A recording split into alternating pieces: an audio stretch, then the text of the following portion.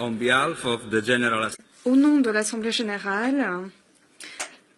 j'ai l'honneur de souhaiter la bienvenue aux Nations unies à son Excellence Joseph Kabila Kabange, président de la République démocratique du Congo. Je l'invite à présent à prendre la parole devant l'Assemblée. Merci. Merci.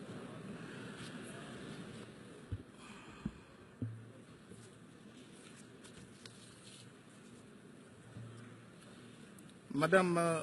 la Présidente, Monsieur le Secrétaire général, Excellences, Mesdames et Messieurs les chefs d'État et de gouvernement, Mesdames et Messieurs, comme plusieurs années auparavant, je me réjouis de prendre la parole du haut de cette tribune, d'abord pour rendre hommage à un digne fils du continent africain, M. Kofi Annan, qui vient de nous quitter il y a quelques semaines, après avoir marqué notre organisation d'un engagement exemplaire au service de la paix. Je salue ensuite le leadership incontestable du secrétaire général Antonio Guterres dans la défense d'un multilatéralisme fort influencé par une ONU réformée. En même temps, j'adresse mes très vives et chaleureuses félicitations à vous, Madame la Présidente, pour votre brillante élection, reconnaissance évidente de votre expérience en qualité de diplomate. Madame la Présidente, lors de mon intervention à la 72e session ordinaire de notre auguste Assemblée, j'avais brossé la situation interne de mon pays en affirmant sur le plan sécuritaire que grâce aux efforts entrepris, nous avions réussi à inverser la tendance dangereuse au centre du pays et à améliorer significativement la situation. Pendant qu'au nord-est, les efforts méritoires fournis par les forces de défense et sécurité nous permettaient de contenir les attaques terroristes. Aujourd'hui, la paix s'est consolidée au centre du pays. En témoigne la réinsertion très avancée de familles qui avaient été forcées de se déplacer à l'intérieur du territoire national ou de s'exiler dans les pays limitrophes du fait de violences déplorées. Le défi de la sécurité reste cependant entier dans la région du Nord-Est à cause de la persistance des activités terroristes qui n'ont pas endeuillé seulement le territoire de Béni le 23 septembre dernier, mais aussi d'autres pays de la région. En tout état de cause, ces attaques qui constituent un défi de plus à tous ceux qui ont à cœur la défense d'un monde libre, débarrassé de toute violence aveugle, ne nous empêcheront pas de poursuivre notre action en faveur de la paix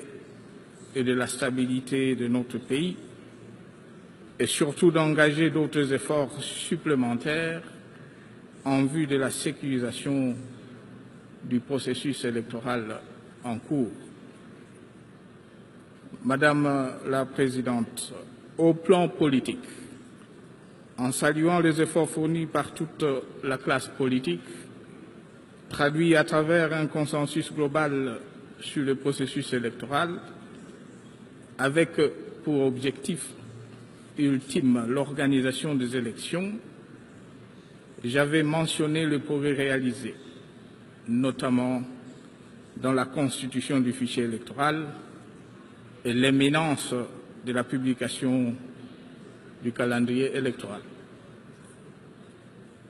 En dépit des défis énormes qui jonchent encore son parcours sur tous les plans, comme l'année passée, je réaffirme le caractère irréversible de la tenue des élections prévues à la fin de cette année. Ainsi, la situation politique de mon pays gagne en lisibilité. Toutes les échéances prévues au calendrier électoral en vue de prochains scrutins étant à ce jour tenues. Tout sera mis en œuvre afin de garantir le caractère apaisé et crédible des scrutins, gage de la consolidation de la stabilité politique et économique dont la République démocratique du Congo a tant besoin pour son émergence. Madame la Présidente, faire de l'ONU une organisation pour tous, une force mondiale fondée sur des responsabilités partagées au service des sociétés pacifiques, équitables et durables. Tel est le thème du débat général de la présente session. Cela suggère un regard sans concession sur notre organisation en invitant ainsi chaque État membre à valoriser sa contribution au bénéfice de la collectivité universelle et à protéger les valeurs qui font des Nations Unies le rempart de la solidarité, de la paix et du progrès partagé face aux profondes mutations survenues sur la scène internationale,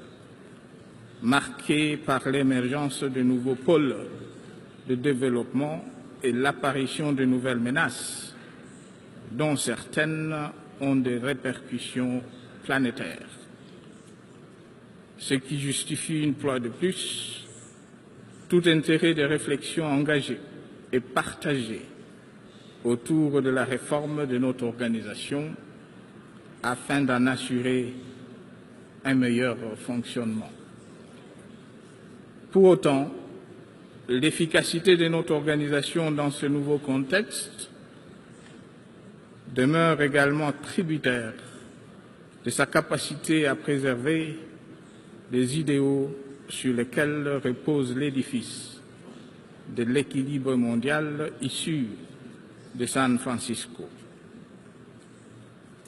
Madame la Présidente, nous ne saurons pas faire de l'ONU une organisation pour tous si l'ingérence caractérisée de certains gouvernements dans les affaires relevant sans aucun doute de la politique intérieure des États, en violation des règles qui la régissent, est dangereusement tolérée, sinon banalisée. Voilà qui explique la position de mon pays de dénoncer et de s'opposer à toute ingérence dans le processus électoral en cours et de financer l'entièreté de ce coût opérationnel. Par ailleurs, mon pays exige le retour aux fondamentaux en matière de démocratie et de droits de l'homme, un des sujets à la base de la diplomatie à géométrie variable, instrumentalisée à outrance par certains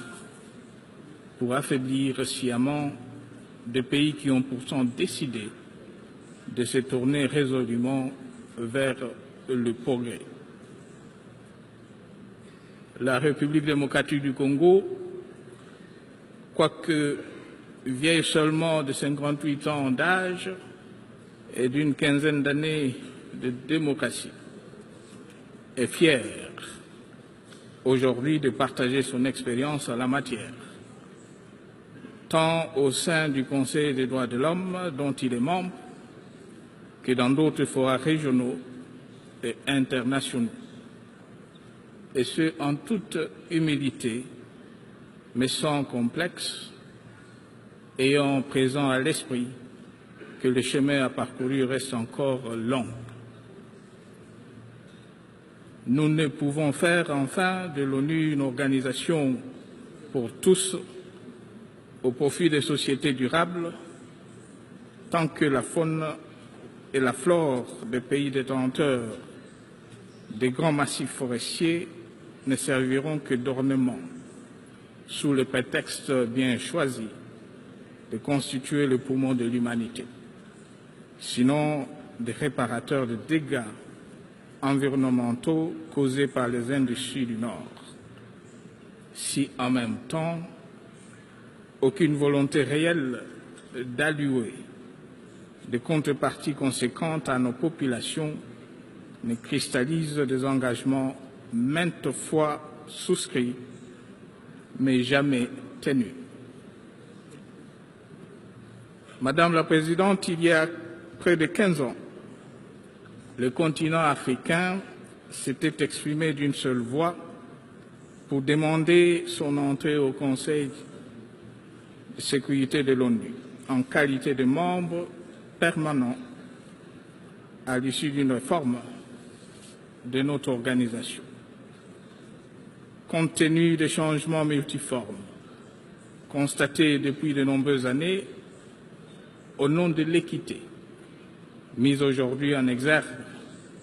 dans le cadre de nos présentes assises, l'Afrique souhaite mieux faire entendre sa voix, en écho aux attentes de ces populations qui réclament davantage de représentativité au sein de cette organisation de portée universelle, dont l'essentiel de ses actions de maintien de la paix concerne le continent. Aussi, 20 ans après le déploiement des forces onusiennes dans mon pays et en raison de leurs résultats largement mitigés au plan opérationnel, mon gouvernement réitère son exigence du début effectif et substantiel du retrait de cette force multilatérale. Et pour conclure, Madame la Présidente, je mesure le progrès réalisé aujourd'hui par mon pays, qui il y a encore quelques années était confiné au rang d'État failli, mais aujourd'hui affiche des ambitions d'émergence incontestables, tant les signaux économiques, sécuritaires et politiques sont encourageants. Les défis qui se dressent devant nous ne sont certes pas le moindre, mais ils ne peuvent infléchir ma foi en un avenir radieux pour mon pays, où le peuple sait déjouer le piège de l'histoire et affirmer avec force son attachement à son unité, à son indépendance et à sa souveraineté. Je voudrais aussi vous assurer que la République démocratique du Congo se tiendra toujours aux côtés de notre organisation aussi longtemps que celle-ci restera elle-même à notre côté, parce qu'elle incarne l'aboutissement le plus concret des efforts de tous pour la paix et le bien-être de notre planète. Il revient cependant aux États membres d'œuvrer en faveur d'une organisation plus forte en préservant dans leur agir les valeurs qui l'ont vu naître et dont la portée se trouve sans conteste dans la préservation de l'humanité. Madame la Présidente, Mesdames et Messieurs, je vous remercie.